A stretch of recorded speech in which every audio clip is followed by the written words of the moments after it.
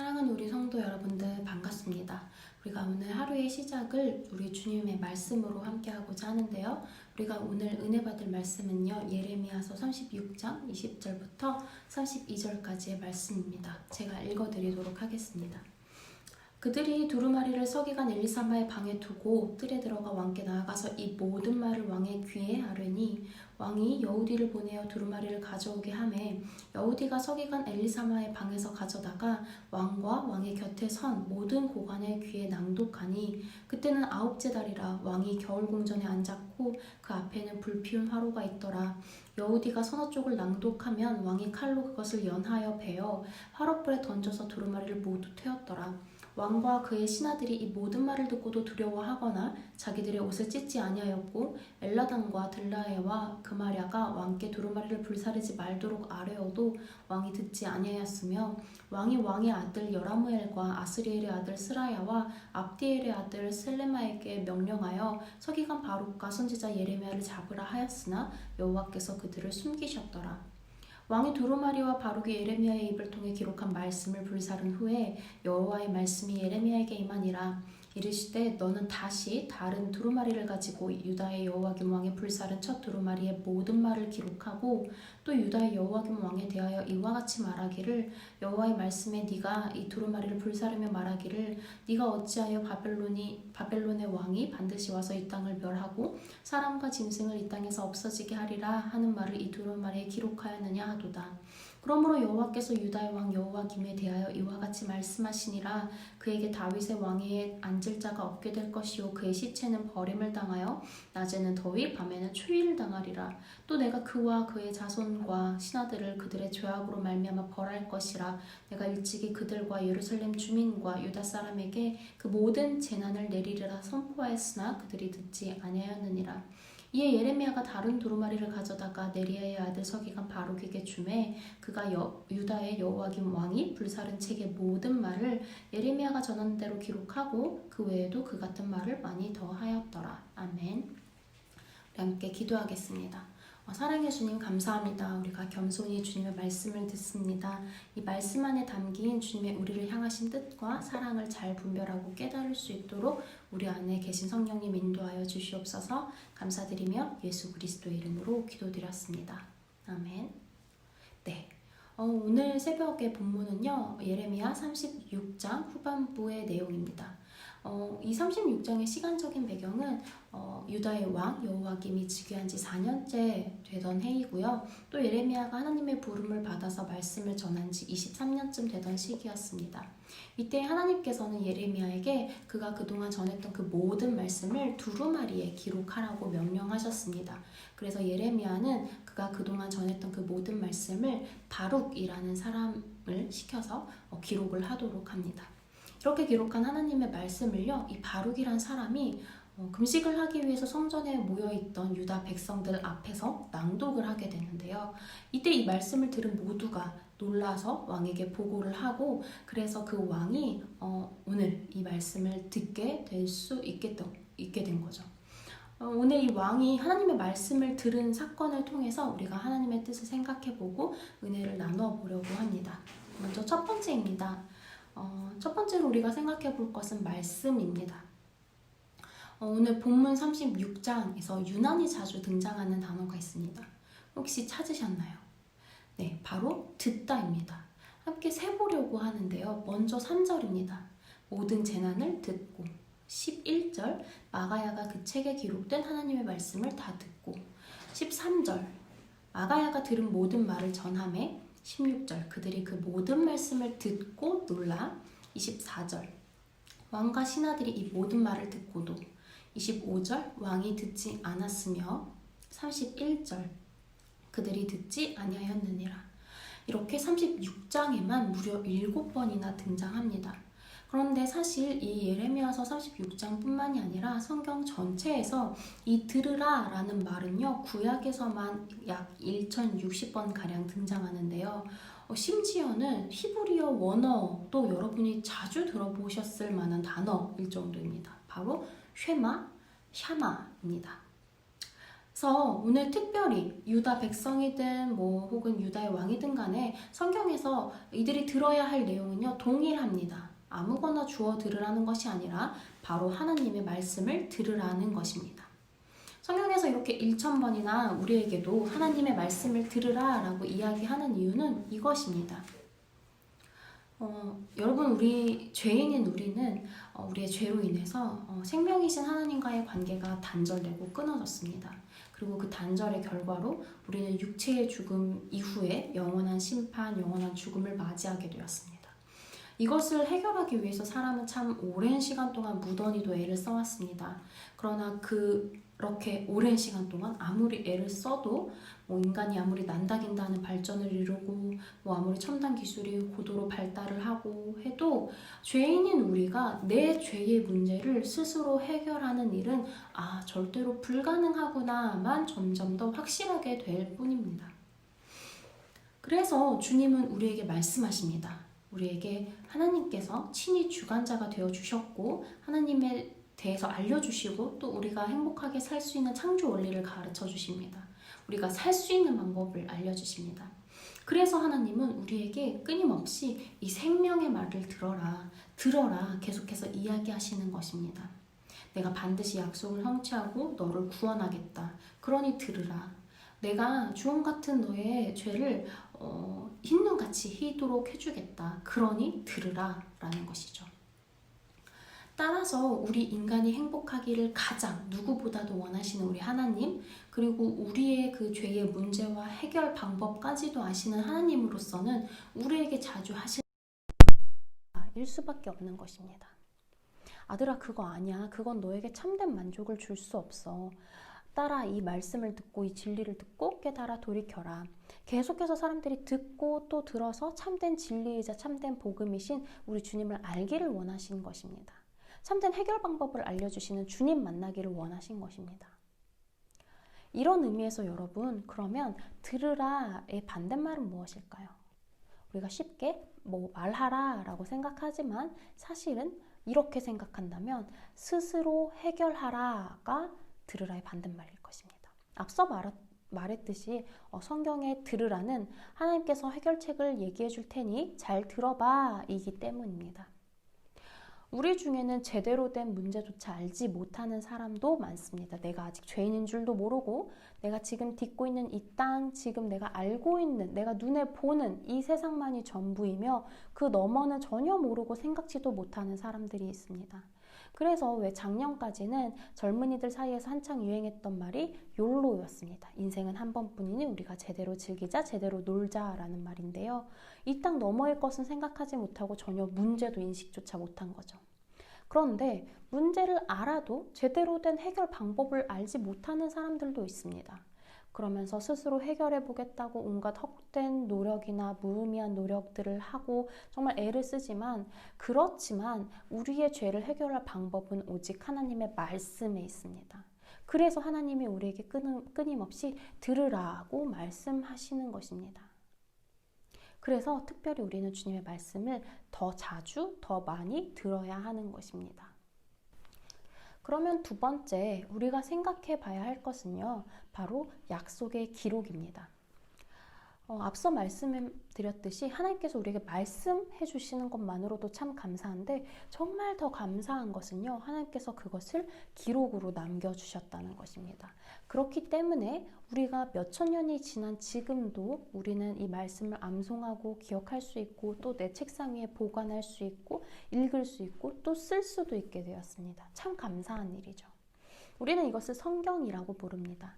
이 성경에는요, 여러 가지 특징이 있는데요. 그중 하나가요, 왜 우리가 성경을 나눌 때 앞부분은 구약, 옛 언약, 그리고 뒷부분은 신약, 새 언약이라고 해서 약속의 키워드를 잡고 중점을 잡고 보잖아요. 그래서인지 성경 곳곳에 등장하는 약속들을 보면 하나님의 뜻과 우리를 향하신 사랑의 마음이 참 잘 드러납니다. 제가 이 이야기를 하는 이유는요, 오늘 이 바룩이라는 사람이 쓴 기록 안에도요, 역시 하나님의 약속이 존재하기 때문입니다. 바꿔 말하면 오늘도 하나님은 이 예레미야와 바룩을 통해서 유다 백성들에게 약속의 계약서, 서약서를 써주셨다는 말씀이죠. 그렇기 때문에 우리가 이 약속도 한번 잘 볼 필요가 있을 것 같습니다. 보통 사람들 간의 거래를 할 때에는 계약서를 작성하자고 요구하는 사람은요, 무언가를 받아내야 하는 사람입니다. 왜냐면 받을 게 있으니까요. 확실하게 해두는 게 좋죠. 반대로 돈을 지불해야 하거나 무언가 어떤 의무를 이행해야 하는 사람의 경우는요, 대충 하자, 구두로 하자, 이렇게 어떻게 해서든 책임감 있게 기록을 남기는 걸 좀 꺼려하는 편입니다. 그렇지만 어쨌든 받을 게 있는 사람 쪽에서는 어떻게든 꼬시고 졸라서 기록을 남기려고 할 것입니다. 그런데요, 우리와 하나님의 약속은 좀 다릅니다. 하나님이 먼저 말씀하십니다. 이렇게 나와 약속하자. 오늘 말씀에서도 그렇습니다. 하나님께서 유다 백성들에게 이렇게 약속하자 하십니다. 36장 3절입니다. 유다 가문이 내가 그들에게 내리려 한 모든 재난을 듣고 각기 악한 길에서 돌이키리니 그리하면 내가 그 악과 죄를 용서하리라 하시니라. 사실 이 약속의 내용들, 하나님께서 그들이 지었던 그 모든 죄를 용서하시고 다시 하나님의 거룩한 백성으로 받아들이시겠다라는 이 내용만 생각하면 이것을 받기 위해서 조르고 애태우고 계약서 써달라고 해야 할 쪽은요, 오히려 이스라엘 백성입니다.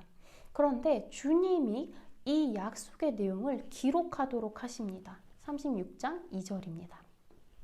너는 두루마리 책을 가져다가 내가 너에게 말하던 날 곧 요시아의 날부터 오늘까지 이스라엘과 유다와 모든 나라에 대하여 내가 너에게 일러준 모든 말을 거기에 기록하라. 이스라엘이 조르고 졸라서 하나님께 계약서를 써달라고 요구하기도 전에 혹은 우리가 이렇게 할 테니까 용서해 주시고 우리를 구원해 주시고 하고 이런저런 형태의 보증서를 써달라고 하기도 전에 친히 하나님께서 먼저 하나님 스스로 다짐하시고 각오하시고 서약하시고 맹세하시고 그 각서를 작성하셨습니다. 구두뿐만이 아니라 그 모든 내용들, 약속의 내용들을 일일이 기록하도록 하십니다. 따라서 하나님께서 먼저 말씀하시고 먼저 기록하도록 하시는 이유는요, 사람이 하듯이 우리에게 무언가 받아내고자, 우리에게 뭔가 뜯어내고자, 우리를 통해 무언가를 누리시고자, 찬양을 받고 무언가 행위를 더 받기 위함이 아니십니다. 오히려 우리가 주님께 용서받고 복을 받으며 거룩한 백성이라 일컬음을 받게 되었습니다. 세상에서는 받아내어야 하는 쪽이 오히려 나서서 약속을 기록하고 계약서를 써달라고 조르지만 오히려 주님은요, 우리에게 주시고 또 주시는 분인데도 불구하고 이 약속의 말씀을 친히 먼저 나서서 기록하십니다. 하나님께서는 왜 이렇게 퍼주시면서 또 말씀하시고 또 기록하도록 하실까요? 모든 약속의 주체, 모든 약속의 주관자가 오로지 하나님임을 알리기 위함입니다. 이 약속의 모든 내용들을 하나님 스스로 보장하시고 책임지신다라는 내용입니다.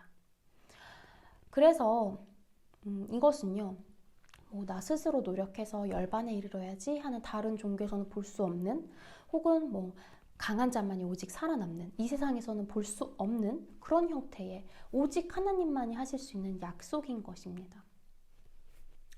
하나님께서는 아브라함 때부터 이스라엘 백성들에게 참 오랜 시간 동안 약속을 해주셨는데요. 내가 너에게 복을 줄 거야. 내가 너가 강한 민족, 강한 나라가 되게 할 거야. 너희는 거룩한 백성이 될 거야. 너의 이름 자체가 복이 되게 할 거야. 정말 하나님께서는 끊임없이 우리에게 무엇을 주겠다, 무엇을 해주겠다 계속해서 약속하시고 말씀해 주실 뿐만이 아니라 기록까지 해주셨습니다. 그런데 흥미로운 게 있는데요. 오히려 반대로 하나님께서 그렇게 인간에게 약속하시고 서약하시고 다짐하시고 기록까지 해주시면서도 인간에게는 어떤 맹세나 서약을 요구하신 적은 없습니다. 마태복음을 보면 이런 구절이 등장합니다. 5장 34절입니다. 나는 너희에게 이르노니 도무지 맹세하지 말지니 하늘로도 하지 말라. 왜 하나님께서 맹세하지 말라라고 예수님께서 얘기하실까요? 그 뒷구절에 보면 이유가 등장합니다. 36절입니다. 네가 한 터럭도 희고 검게 할 수 없음이라. 우리의 힘으로, 우리의 능력으로 내 머리에 달린 내 머리카락 한 올조차 희거나 검도록 만들 수가 없습니다. 우리의 능력 없음을 우리 주님이 아셨기 때문입니다. 실제로 그랬습니다. 하나님께서 십계명 율법을 주셨을 때에 이스라엘 백성들은 스스로 다짐하고 맹세합니다. 하나님께서 말씀하신 그 모든 것을 우리가 준행하겠습니다. 우리가 할 수 있습니다. 그러나 어쩔 수 없는 죄인인 사람은 그렇게 자신 있게 맹세하고도 그 입술에 침이 마르기도 전에 금으로 송아지 우상을 만들고 그 우상에게 절을 합니다. 우리는 하나님께 한 약속도 혹은 우리 스스로에게나 혹은 다른 사람에게 한 약속도 보장할 수 없는 나약한 사람입니다. 그리고 하나님께서 인간에게 우리에게 맹세를 요구하지 않는 이유는 우리가 할 수 없음을 아시기 때문입니다. 너 이제 나 믿지? 나 믿으니까 이제부터 거짓말도 끊고 뭐 술도 끊고 악한 생각도 끊고 부정한 방법으로 돈 버는 것도 다 끊어 라고 말씀하시고 우리에게 맹세를 요구하시고 우리가 아무리 예 하나님 맹세하겠습니다 하고 다짐하고 각오한다고 해봤자 우리 스스로의 능력으로는 그 약속을 보장할 수 없다는 걸 주님은 잘 아시기 때문입니다. 그렇다면 반대로 하나님께서 우리에게 약속하시는 이유는요, 하실 수 있기 때문입니다. 하실 수 있는 능력이 있기 때문에 우리에게 약속하십니다. 그래서 유다 백성들에게 전하시는 말씀 그리고 기록하도록 하시는 이유도 능히 그렇게 하실 수 있기 때문입니다. 그렇기 때문에 우리는 주님의 이 약속이 참 귀합니다. 왜냐하면 이 말씀 한 구절 한 구절이 주님의 약속이며 하나님께서는 이 약속들을 능히 지키실 수 있는 능력의 하나님이시기 때문입니다. 그러면 우리가 마지막으로 한 가지만 더 생각해 보았으면 좋겠습니다. 그렇다면 우리는 주님이 아무것도 우리에게 요구하시지 않으실까요? 앞서 말씀드렸듯이 하나님께서는 자발적으로 스스로 책임을 자처하시고 그 책임을 기록으로 맹세로 보증하십니다. 돌판에 약속을 새겨주실 때도 그러셨고 오늘 예레미야의 말들을 기록하게 하셨을 때도 그러셨습니다. 그래서 우리가 앞에서 나눴습니다. 하나님과의 이 계약으로 인해서 이스라엘 백성들이 참 많은 축복들을 받게 되었다고요. 그런데 사실은 그 계약서 면면들이 그 조항들을 잘 살펴보고 기록해 보면요. 사실 그것에 따르면 이들이 원래 받아야 할 내용은 전혀 다른 것입니다. 신명기 11장 26절부터 27절까지를 읽어드리도록 하겠습니다. 내가 오늘 복과 저주를 너희 앞에 두나니 너희가 만일 내가 오늘 너희에게 명하는 너희 하나님 여호와의 명령을 들으면 복이 될 것이요. 하나님께서 오늘 이렇게 말씀하십니다. 너희가 너희 하나님의 명령을 들으면 복이 될 것이다. 그러나 이스라엘 백성들은 이것들을 전혀 지키지 못했습니다.